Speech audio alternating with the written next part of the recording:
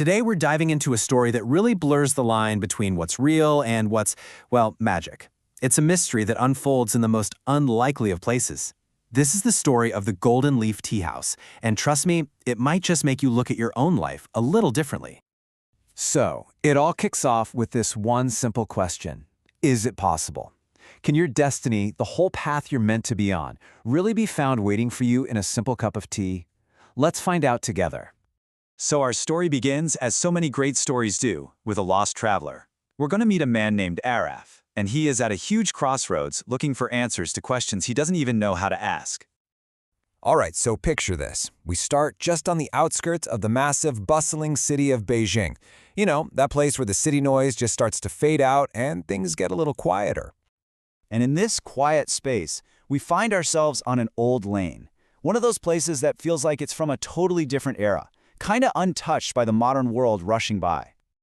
Now, tucked away right on the corner of this lane, there's a spot you could so easily miss if you weren't looking for it. Or maybe if it wasn't looking for you. And there it is, a small, unassuming tea house called the Golden Leaf. And this is where our story really begins. So this is Arav. He's an Indian tourist making his way through China all by himself. And honestly, he's feeling completely adrift, just tired, lost, and really questioning what to do with his career. He isn't looking for anything special when he just happens to find himself right in front of the Golden Leaf. And this brings us right to the heart of it all, that crucial encounter inside the tea house with its enigmatic owner and the advice that is about to change absolutely everything for Arav. So you step inside, and the place just feels different, like a sanctuary. It's run by Madame Lin, this wonderful woman in her 60s. Imagine old wooden benches, the soft glow from paper lanterns, and a vintage radio just quietly playing some slow music in the background. And there's this little local legend, a whisper, that her tea does more than warm you up. It brings good luck. So Araf sits down and he just confesses everything. His fear of changing his job, his fear of failing. And Madame Lin listens, and then she gives him this incredible metaphor. She says, life needs heat, like tea. Otherwise, there is no flavor. Wow. In other words, if you play life too safe, if it's too cool, it's going to lack taste. You need the heat, the challenge, to bring out its real depth.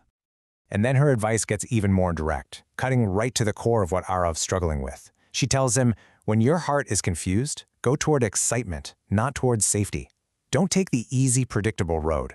Go for the one that makes your heart beat just a little bit faster. As Arav gets ready to go, he tries to pay, but Madame Lin stops him.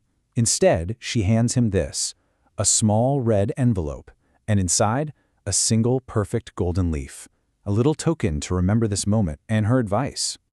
And as she gives him the envelope, she leaves him with one last piece of wisdom to carry with him. Opportunity likes brave people. Just a simple, powerful thought to take on his journey. Okay, so this advice wasn't just a bunch of comforting words. Arav actually acts on it.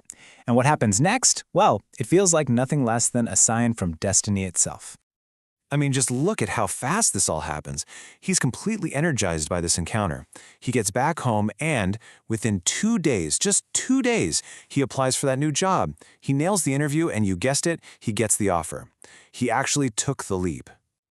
But here it is. This is the part of the story that just sends a shiver down your spine. He gets his welcome package from the new company, and inside, there's an envelope.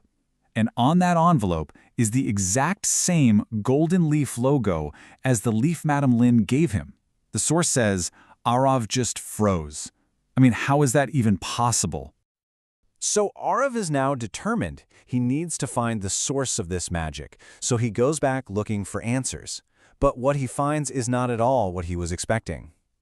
So a few months go by, he's in his new, exciting job, but he feels this pull. He has to go back. He needs to find that old lane, find that little tea house, and thank Madame Lin for putting him on this incredible new path.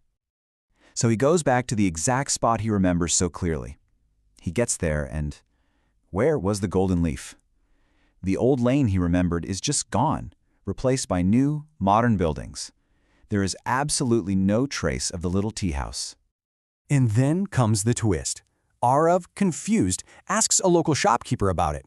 The shopkeeper tells him that, yeah, the lane used to be old, but it was completely demolished 7 or 8 years ago. And in the time frame Arav is talking about, that tea house, it just didn't exist.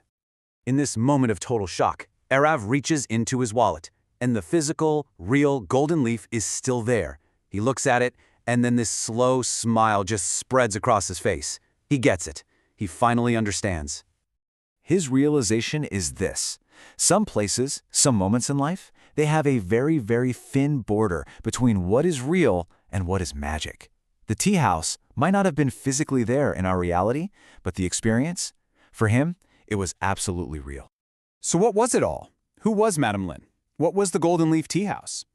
Maybe it was Faith, just given a face and a place to exist for a little while. Its one and only job was to show up in the life of someone who felt stuck and give him the exact push they needed to move forward. The magic was never really in the tea. It was in the courage Arav found to have faith in himself. And that kind of leaves us with one last question, doesn't it? What form will that push take in your life?